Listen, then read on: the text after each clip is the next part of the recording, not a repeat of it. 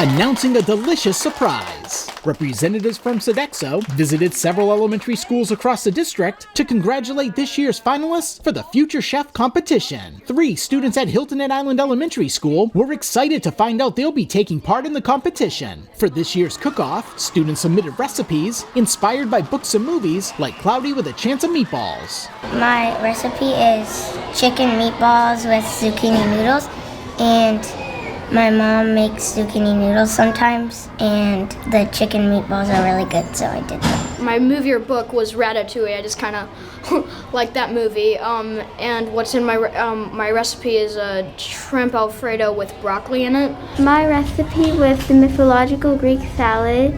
At the library, I get the Greek mythology books a lot, so I decided to make the recipe based on that. For the tzatziki, there's Greek yogurt, cucumber, olive oil, salt, and pepper. And then with the salad, there's tomatoes, green peppers, olives, and feta cheese. Hip hip! Hip hooray! Hip hip! Hooray! Hip hip! Hooray! Congratulations. Students at Michael C. Riley Elementary School were cheering loudly for their Future Chef finalist. It was a cheeseburger casserole with onions and chives that were cut up into small pieces with some ground beef and noodles, and then you'd just put that all in with some half and half. Then you'd stir most of that up, put some seasoning in it and salt and pepper, and then you'd wait and stir a little bit. Sodexo's Future Chef competition was open to any student in 2nd to 5th grade. More than 50 recipes were submitted, and 12 finalists will soon have the opportunity to prepare their meals. We like to give the kids an opportunity to express themselves through food. It gives them an opportunity to compete against other kids,